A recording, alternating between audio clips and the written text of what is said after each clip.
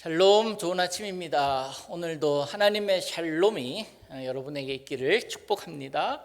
창세기 30장 1절에서 13절까지 보겠습니다. 30장 1절에서 13절.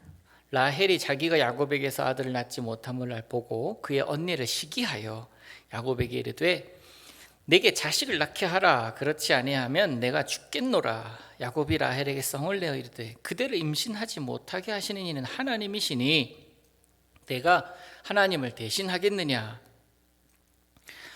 라헬이 이르되 내 여종 빌하에게로 들어가라. 그가 아들을 낳아 내 무릎에 두리니 그러면 나도 그로 말미암아 자식을 얻겠노라 하고 그의 시녀 빌하를 남편에게 아내로 주매 야곱이 그에게로 들어갔더니 빌하가 임신하여 야곱에게 아들을 낳은지라. 라헬이 이르되 하나님이 내 억울함을 푸시려고 내 호소를 들으사 내게 아들을 주셨다 하고 이로 말미암아 그의 이름을 단이라 하였으며 라헬의 시녀 빌하가 다시 임신하여 둘째 아들을 야곱에게 낳음에 라헬이 이르되 내가 언니와 크게 경쟁하겠다 하고 그의 이름을 납달리라 하였더라. 레아가 자기의 출산이 멈춤을 보고 그의 시녀 실바를 데려다가 야곱에게 주어 아내로 삼게 하였더니 레아의 시녀 실바가 야곱에게서 아들을 낳음에 레아가 이르되 복되도다 하고 그의 이름을 갓이라 하였으며 레아의 시녀 실바가 둘째 아들을 야곱에게 낳음에 레아가 이르되 기쁘도다 모든 딸들이 나를 기쁜 자라 하리로다 하고 그의 이름을 아셀이라 하였더라. 아멘. 재밌지 않습니까? 경쟁하듯 아들을 낳는 이 모습. 그래야 행복을 찾나 봅니다. 그래야 만족을 할 수 있나 봅니다. 탈무드에 이런 얘기가 있어요. 개 한 마리가 생각을 해요. 과연 나는 뼈다구만 먹고 살 인생인가? 진정한 행복은 무엇인가? 라고 고민을 했다고 그래요. 이 강아지 한 마리가. 그러면서 고민하다가 내 뒤에 달려있는 꼬리가 내게 행복을 주는 것 같아. 그러면서 그 꼬리를 잡으려고 시도를 합니다. 어떻게 됩니까? 꼬리가 도망가요. 근데 이 개는 물어야 되니까 꼬리를 계속 잡으려고 뱅글뱅글 돌게 되죠. 그러다가 어지러워서 땅에 그냥 넘어지고 맙니다. 그 모습을 가만히 지켜보고 있던 나이가 좀 많은 개가 이야기를 합니다. 뭐라고 하냐면 나도 너처럼 열심히 꼬리에 행복이 있는 줄 알고 달렸는데 그 돌고 도는 거더라. 결국 못 잡았어. 근데 한 가지 사실을 깨달았어. 행복을 주는 꼬리를 잡으려고 노력하면 결국 못 잡고 쓰러지고 말 뿐이지만 그것을 내려놓고 내가 무언가를 하고자 하면서 무언가를 향해 달린다면 그 꼬리는 항상 네 옆에 있어. 네 뒤에 있어. 그 얘기를 해줬다고 합니다. 탈무드에 나오는 이야기인데 오늘 본문을 보면서 이 탈무드 내용이 기억나는 거예요. 이래서 행복할까? 이렇다고 그들이 정말 행복을 느낄까? 해결해야 될 문제가 있는데 그것을 인간적인 방법을 통해서 문제를 해결하려고 하면은 문제는 해결은 될 수 있으나 근본이 해결되지 않아서 또 다른 문제를 야기하게 됩니다. 특별히 생명의 주관자는 하나님이신데 그것을 사람이 만들어내려고 한들 어떻게 좋은 결과를 얻을 수가 있겠습니까? 라헬의 문제가 이것 아니었습니까? 언니 레아가 아들을 순풍순풍 낳는 것을 보면서 질투심에 휩싸인 라헬은 나 죽어버리겠다고, 나한테 아들 낳게 해주지 않으면 죽어버리겠다고 자기 남편 야곱을 협박하고 있어요. 위협합니다. 내가 아들을 낳지 못하는 것을 야곱에게 책임이 있다라고 돌리는, 지금은 이건 상식적으로 맞지가 않지만 그때는 그럴 수 있잖아요. 그렇게 야곱에게 책임을 돌린 겁니다. 여러분, 라헬이 가지고 있는 문제는 뭡니까? 생명의 주관자가 하나님이신데 하나님께 그 시선을 돌리고 하나님께 그 마음을 드려야 되는 것이 아니라 남 탓을 하고 있는 거예요. 번지수를 잘못 찾은 거죠. 남편 야곱에게 화풀이를 하는 게 아니라 하나님께 기도했어야 했고, 왜 언니 레아가 그렇게 아들을 원했는 것인지 언니의 마음을 살폈어야 되는 것 아닙니까? 혈육인데 또 가까운 사람들이 그렇게 힘들어하고 왜 어려워하는지를 살필 수 있는 사람이 되어야 되는데, 그저 자신의 문제가 어렵다고 힘들다고 남 탓하고 있는 그 라헬의 모습이 과연 나의 모습은 아니라고 누가 얘기할 수가 있겠냔 말이에요.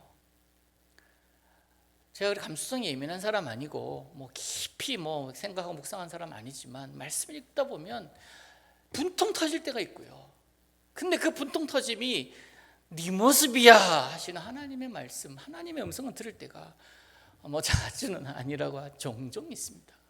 라헬의 모습 보면서 남 탓하고 그 주변의 사람, 가까운 피부치 마음을 이해해주지 못하는 그 라헬의 모습에 내 모습이 또 보이더라고요.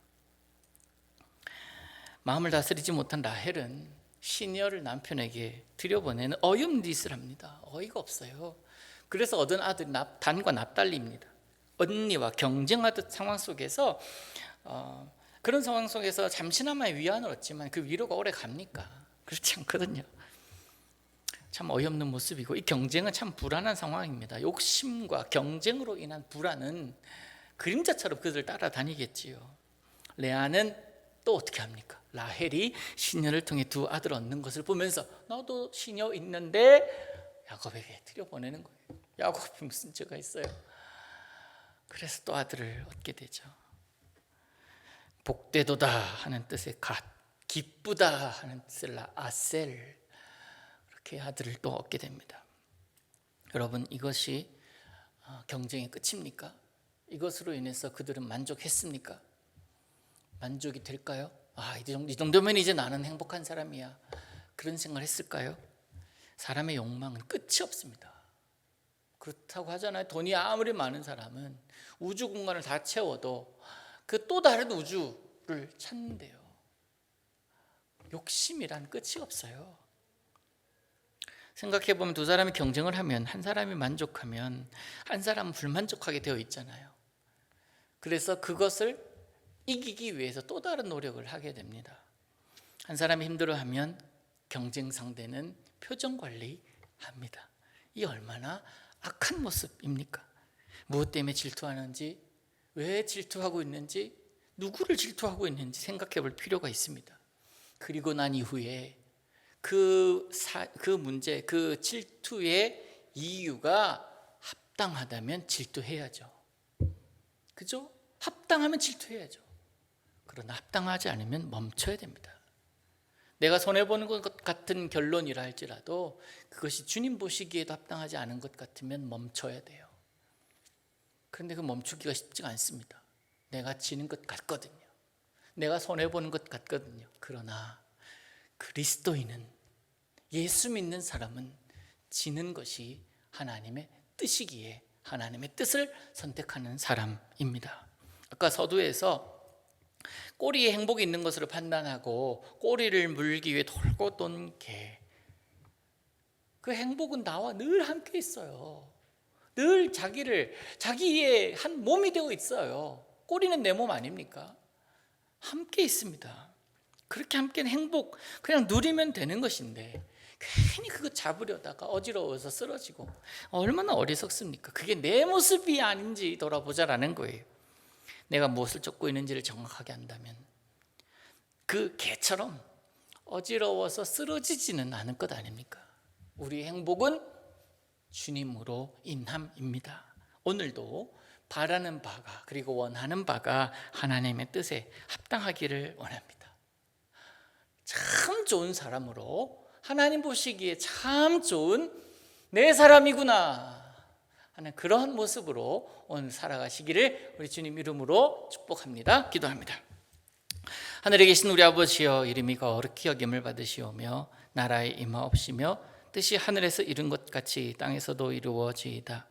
오늘날 우리에게 일용할 양식을 주옵시고 우리가 우리에게 죄 지은 자를 사하여 준 것 같이 우리 죄를 사하여 주옵시고 우리를 시험에 들게 하지 마옵시고 다만 악에서 구하옵소서. 대개 나라와 권세와 영광이 아버지께 영원히 있사옵나이다. 아멘.